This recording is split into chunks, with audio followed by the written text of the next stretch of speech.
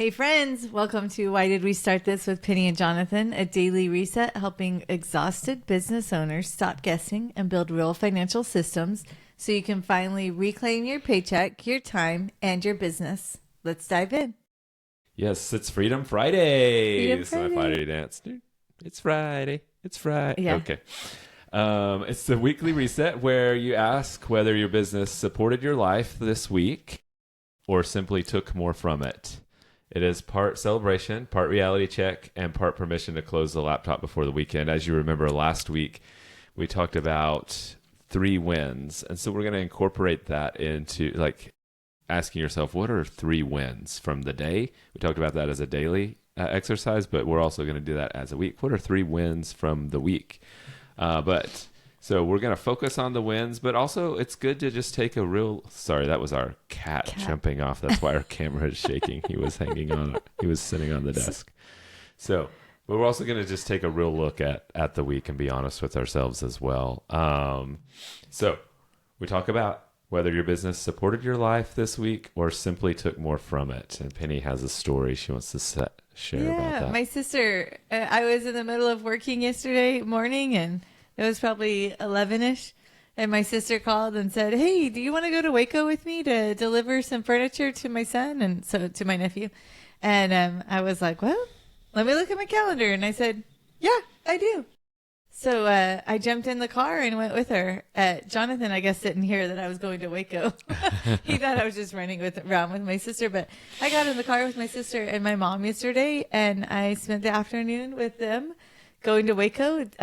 We were fitting a table in the Forerunner. It was special, but we got to go and visit my nephew who just moved down there to go to school, and yeah, it was such a good day. And I did take my laptop because I did have some client things that I needed to do and some emails I needed to answer. And I had the freedom to do that on the way there back. Yeah. And but then I put it away while I was there and hung out with them. It was awesome. And I thought, this is the life. Yeah. This is the rhythm that I want to live and the lifestyle that I want to live. And my sister's about to move away from me, so for the next week and a half, I'm going to spend every moment I can with her. Yeah. That's good. That's a good win. That's huge. That's huge. And if you're joining us, drop your 3 wins in the chat, or drop a win. If you can't think of 3, just drop a win in the chat. Even if you're not with us live. Yeah, because business is hard. Being wins. a business owner is hard, and you're driven, and you're goal oriented. Mm-hmm. So sometimes it is hard to reflect and say, there's things that are going right also, because so much of the time there's so much that's going wrong. And as a business owner, you spend all your days and all your hours putting out fires or trying to get clients or trying to make clients happy or whatever it is that you're doing. You're spending all that time trying to fix problems. And so on Friday, I want to encourage you to take a minute and just say, like, what did we win at this week in our business? Yeah. Yeah. And we're going to be vulnerable with you guys because we told you Monday that our goal right now is sales and marketing. And we're about to share our 3 wins for the week. And you'll notice that, Can we share a little of our marketing stories? Yeah, totally. I feel like there's some people out there that need to hear it. Totally. Yeah, go for it. I can fix financial problems in businesses. But we haven't figured out how to fix the marketing and sales problems. We want to find the Penny and Jonathan of marketing. Come on. Yes. Yeah, we're working to find the Penny and Jonathan of marketing. We've tried a few different marketing companies, agencies. I don't have the numbers with me right now, but I think that we've spent probably $20,000.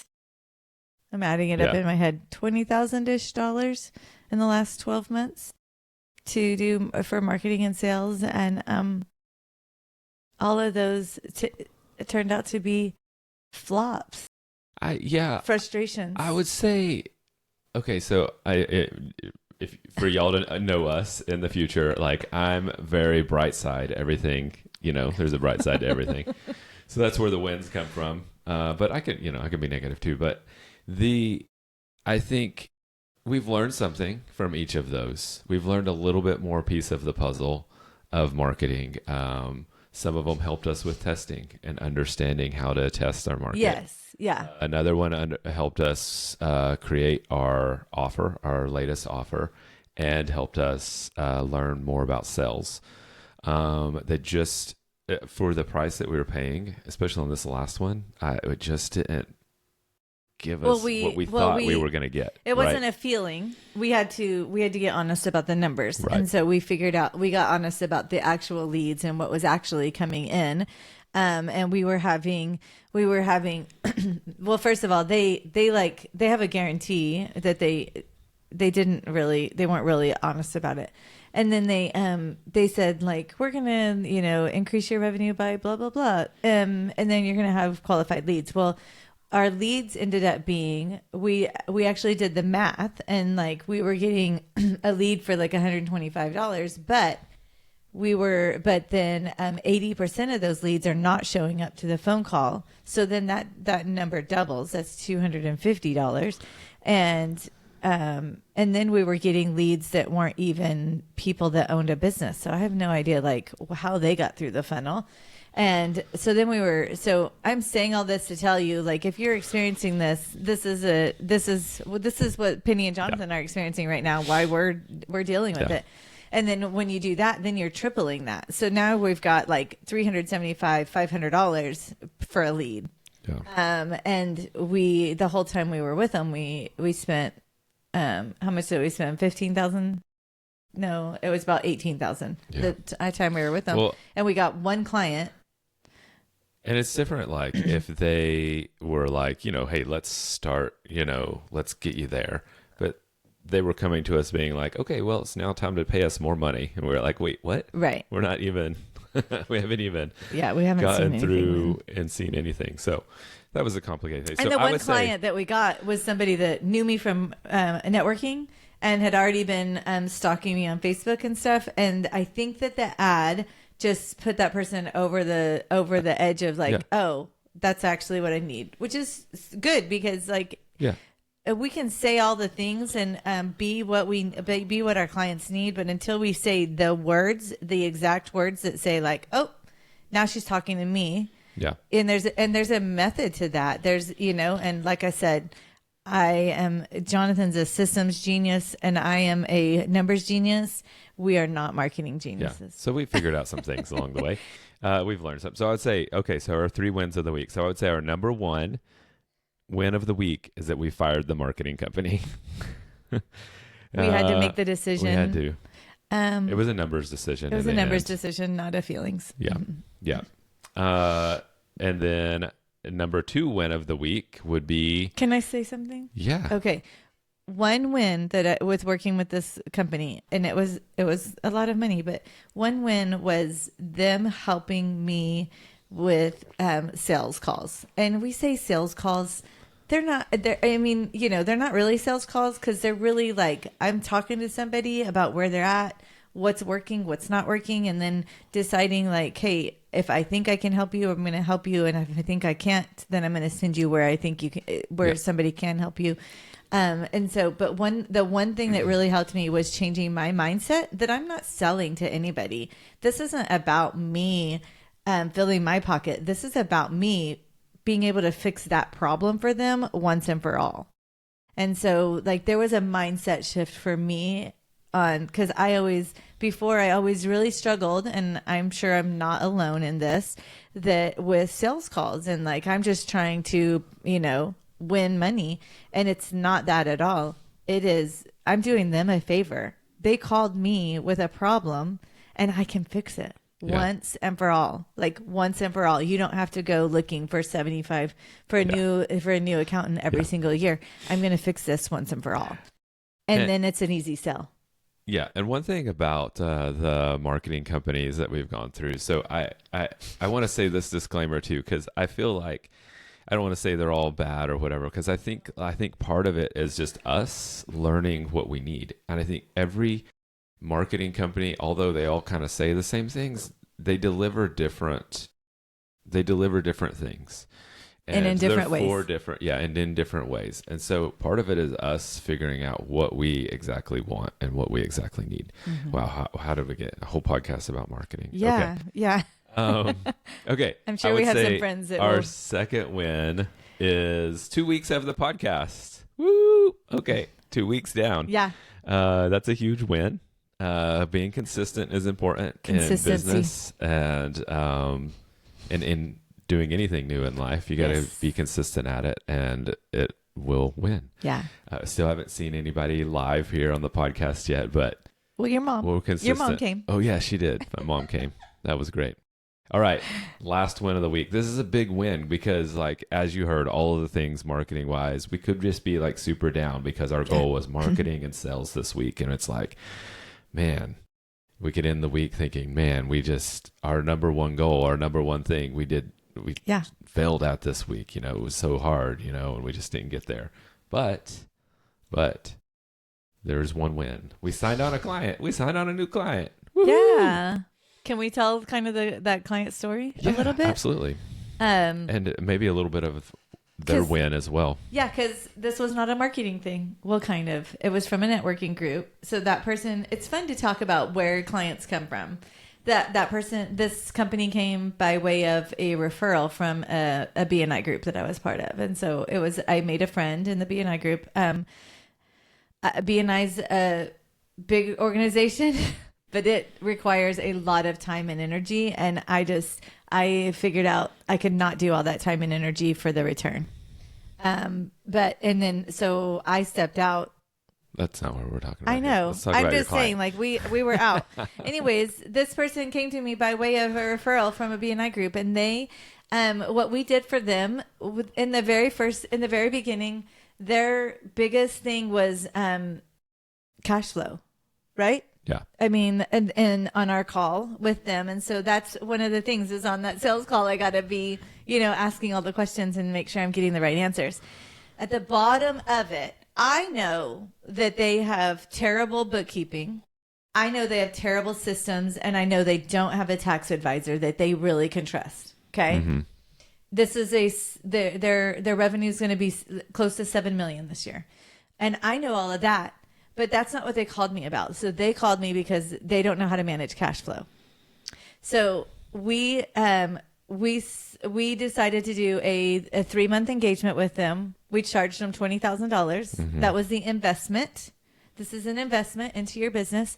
And then we worked with their team to create systems to make sure that all of so one of the things that they had, I'm just throwing these things out there.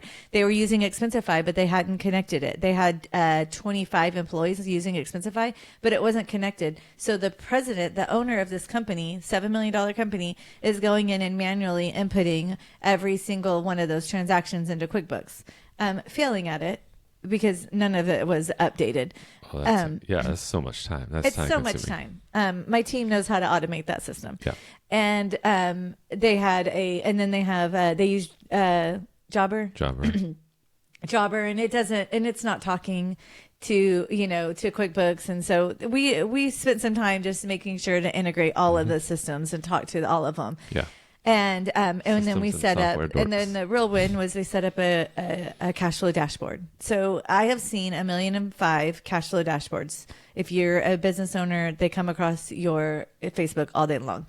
However, they are not built for people that are not accountants. Most of them are built for accountants, and they have numbers all over them. And I am an accountant person, but I still like pictures and graphs and charts. I don't like spreadsheets. Mm-hmm. I will say that I will die on that hill. I hate spreadsheets.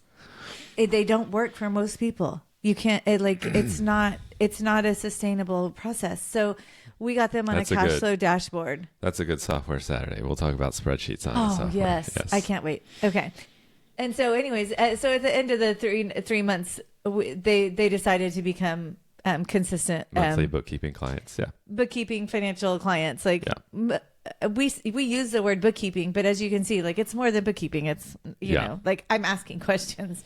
I spent yesterday working on helping them, look at their cash flow dashboard. So can I say, like, they had spent I don't know what you're going to say. an enormous amount of money last year to an agency, more than, I think 5 times more than we charged them, which probably I needed to raise my pricing, but whatever, to build them a spreadsheet, to build them a cash flow dashboard. And they shared it with me. It was y'all know I hate spreadsheets. It was an Excel workbook. So first of all, Excel, unless you're in a Microsoft environment and you have it on OneDrive, it's not shared live. So you're not seeing the updates. You have to share it. It's local on one computer. Then somebody sends a copy to another person.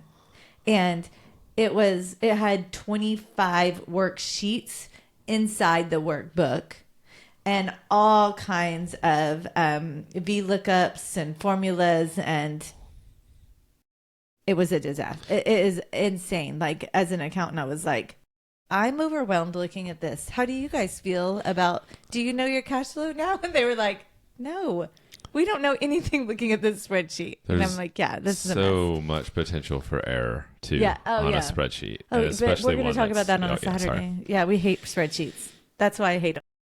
Yep. Mm-hmm. Okay. So that's the win. It's just been like that 3 months with them has been so good, and they really have seen the value, and it's just been such a great relationship, and they decided that they wanted to continue working with us, and it's really fun to date a client, and and then to commit to marriage, kind of. Fun. Yeah, because then we get to decide, do we like them in that 3 months, and do they like us? And it was really good. And we decided, we like you. Do you like us?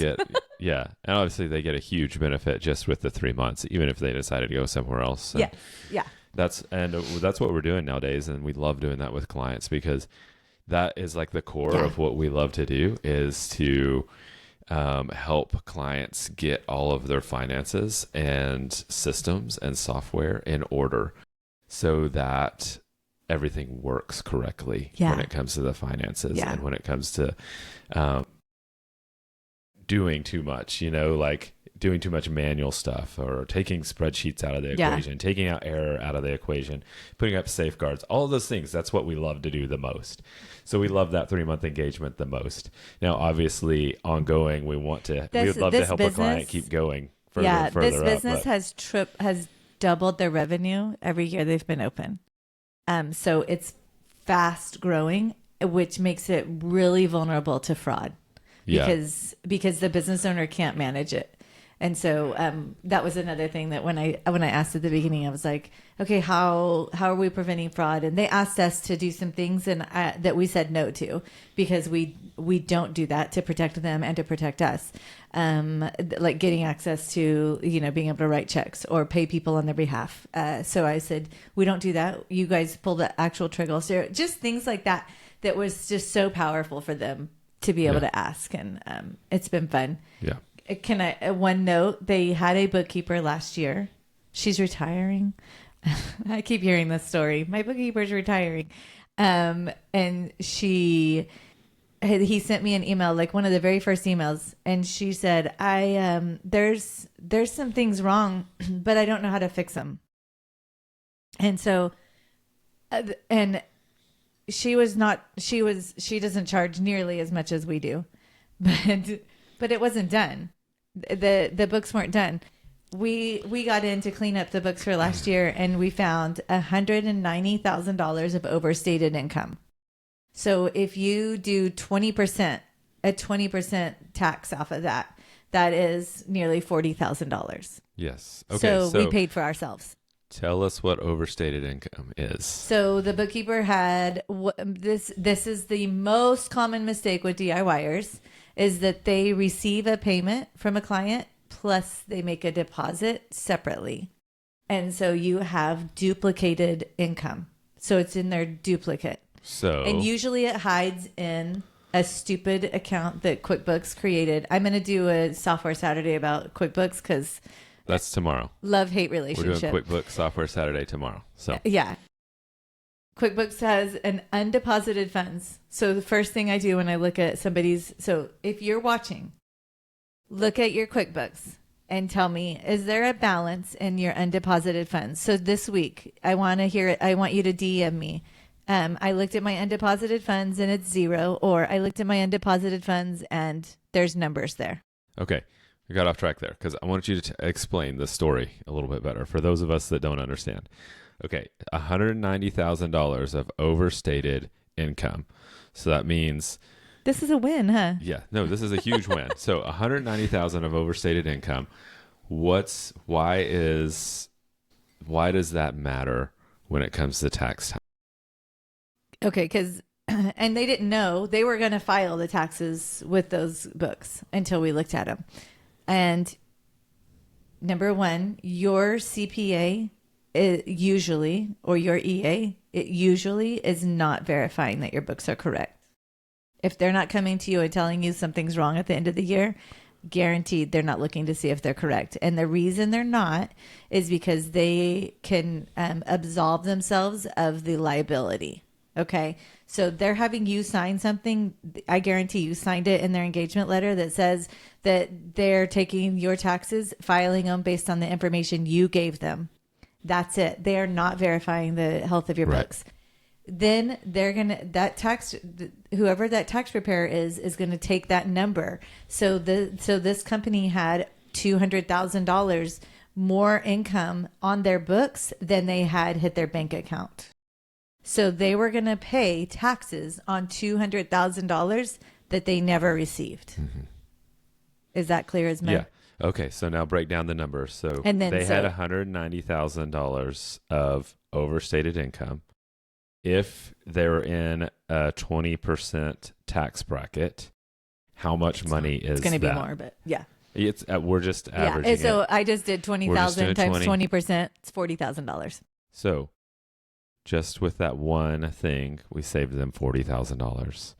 So that is the importance of getting professionals on your side and not just trying to do this yourself, because professionals understand and they know like these things, and that's important of having a good bookkeeper, we good literally CPA that we actually literally looks paid and for actually ourselves. Cares. We literally paid for ourselves this first year and gave them a bonus. I think that's a win. Yep. I'm feeling better already on this Freedom Friday. Woohoo! Yeah. Okay.